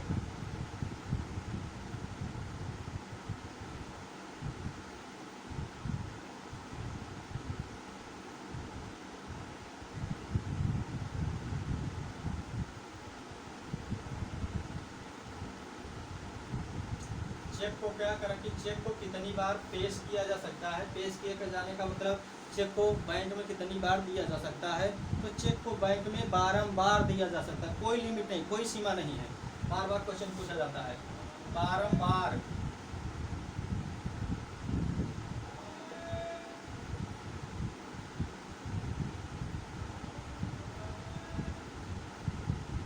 क्योंकि आंसर देगा एक बार दिया जा सकता है, 2 बार दिया जा सकता है, 3 बार दिया जा सकता है, बारंबार दिया जा सकता है, या 1 बार 2 बार 3 बार, कोई नहीं। तो आपको सिर्फ ये याद रखना है कि चेक को बारंबार न्यायालय में बैंक में दिया जा सकता है, इसलिए चेक को कोई लिमिट नहीं है, इसलिए बारंबार ध्यान रखना है आपको।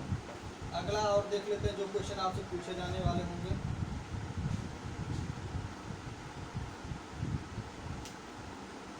ताकि कोई क्वेश्चन आपसे छूटे ना।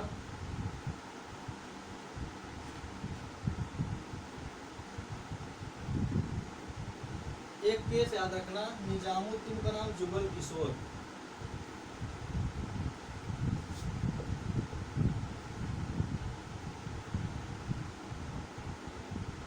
निजामुद्दीन वर्सेस जुगल किशोर।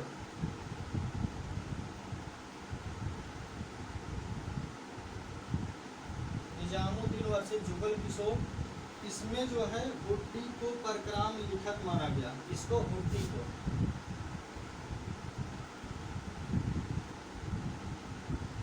को परक्राम लिखत माना गया।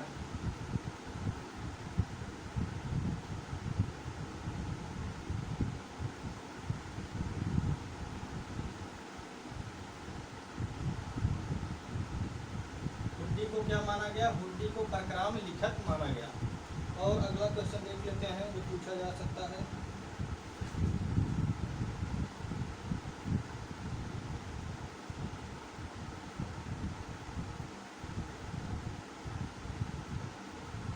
एक क्वेश्चन और पूछा जा सकता है, इम्पोर्टेंट है। अगर जो कोई चेक का अनादर करता है उसे कितने वर्ष के कारावास से दंडित किया जा सकता है?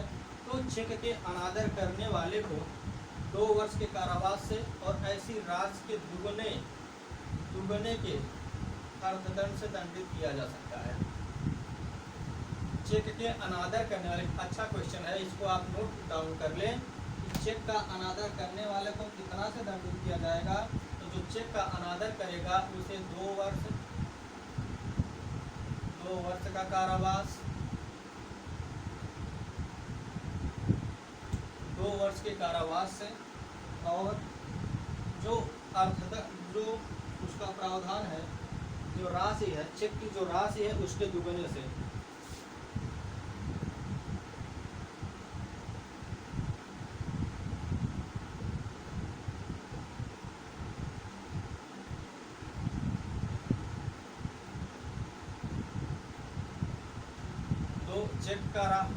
चेक का दुरुपयोग करने पर, उल्लंघन करने पर 2 वर्ष के कारावास से, या चेक के राशि के दुगने से। क्योंकि ये क्वेश्चन बार बार पूछा गया है।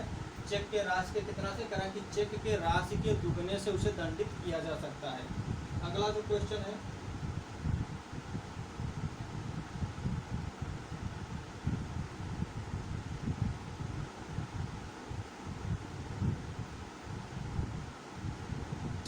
अंतरिम प्रतिकर है। अंतरिम प्रतिकर जैसा कि प्रावधान हमने बताया, अंतरिम प्रतिकर 20% से अधिक नहीं होगा, या 20% तक हो सकता है 143A के अंतर्गत।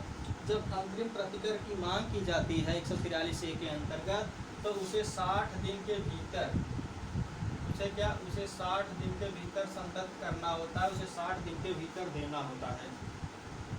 और समरी ट्रायल में हमने आपको बताया, अभियुक्त को 1 वर्ष से अनधिक और 5000 रुपये जुर्माने से दंडित किया जा सकता है। और इसके अंतर्गत 143 के अंतर्गत विचार 6 महीने में समाप्त किया जाएगा। परक्राम लिखित अधिनियम पर विवादी अपना साथ शपथ पत्र पर देता है। चेक को कितने भी बार पेश किया जा सकता है। परक्राम लिखित अधिनियम जम्मू कश्मीर पर 1 नवंबर 1956 को लागू हुआ, इसको याद कर लीजिए। यह JK जम्मू एंड कश्मीर पर 1 नवंबर 1956 को क्या कि 1 नवंबर 1956 को यह जम्मू कश्मीर राज्य पर लागू हुआ। उसके बाद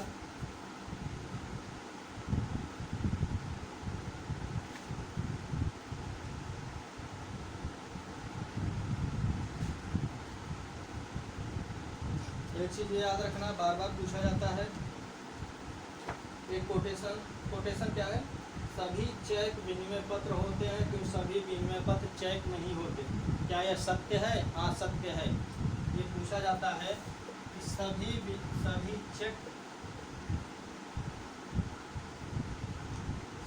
चेक विनिमय पत्र होते हैं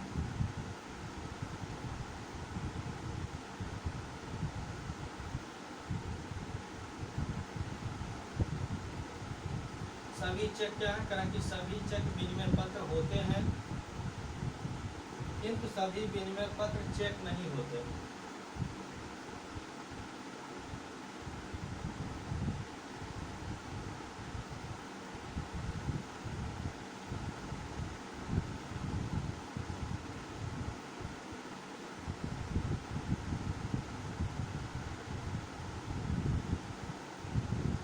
यहाँ पे पूछ लिया जाता है कि डायरेक्टली मतलब कौन से सत्य हैं, 4 ऑप्शन दे देगा। कौन से सभी चेक विनिमय पत्र होते हैं किंतु सभी चेक विनिमय पत्र नहीं होते। सभी इस तरह से 4 ऑप्शन दे देगा। तो आपको एक ऑप्शन ये याद रखना है कि जितने भी चेक होते हैं धारा 6 के अंतर्गत सभी चेक विनिमय पत्र होते हैं, लेकिन धारा 5 के अंतर्गत जितने भी विनिमय पत्र हैं सब विनिमय पत्र चेक नहीं होते। यह कथन सत्य है, विनिमय पत्र चेक नहीं होते, चेक विनिमय पत्र होते हैं। ये पूछा गया क्वेश्चन है, इसलिए आपको इसको ध्यान में रखना है। उपधारणा के बारे में धारा 18 में बात किया गया है। रियायत दिन हमने आपको बता दिया गया। विनिमय पत्र को हुड्डी और भक्का के नाम से भी जानते, इसको भी याद रखना। जो विनिमय पत्र है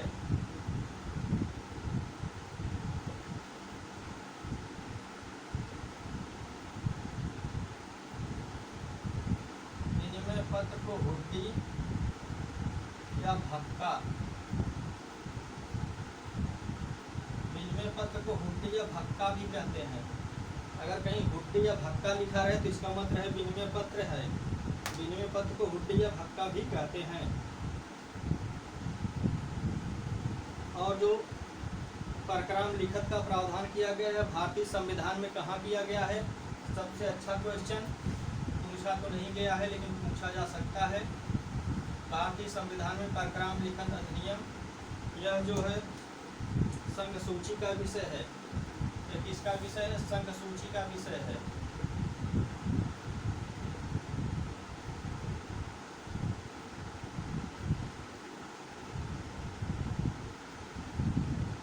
परक्राम अधिनियम किसका विषय है? परक्राम अधिनियम संघ सूची का विषय है, संघ सूची का। और यह 46वां विषय है। संघ सूची का कौन सा विषय? 46वां विषय है। इसको ध्यान रखना है। संघ सूची का यह 46वां विषय है। हम प्रयास कर रहे हैं कि एनआईए से ऐसा कोई भी क्वेश्चन ना छूटे, कोई भी क्वेश्चन ऐसा ना हो जो इस वीडियो में समाहित ना हो। अर्थात सभी क्वेश्चन इस वीडियो में आपको अवेलेबल मिलेंगे जो एग्ज़ाम में आपसे पूछे जाएंगे। अगर आप इस वीडियो को 1-2 बार अच्छी तरह से देख लेंगे तो उम्मीद है कि आपसे क्वेश्चन बाउंस नहीं होंगे। और एक चीज़ याद रखना, परक्राम की धारा 100, 105, 118 में उपधारणाएँ वर्णित हैं। 100, 105, 118 के अंतर्गत उपधारणाएँ वर्णित हैं। उसके बाद विदेशी विनिमय का अनादर 104 में दिया गया है।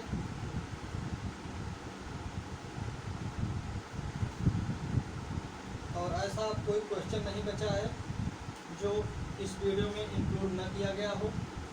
सारे क्वेश्चन को इस वीडियो में समाहित करने का पूरा प्रयास किया गया है और यथासंभव सारे क्वेश्चन समाहित किए भी जा चुके हैं। तो इस तरह से आज का ये एनआईए का वीडियो, एनआईए का एक्ट इसी पे ख़त्म करते हैं। अब नेक्स्ट वीडियो अगले किसी बिहार लोकल को लेकर रहेगा जो बिहार लोकल में पूछे जाएंगे, ताकि आप वहां से बिहार लोकल को कवर कर सकें।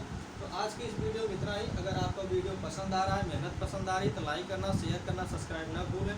और आपको कमेंट करके आप हमें ज़रूर बताएं हमारा वीडियो आपको कैसा लगा। और वीडियो आपको चाहिए तो कमेंट ज़रूर करें। धन्यवाद।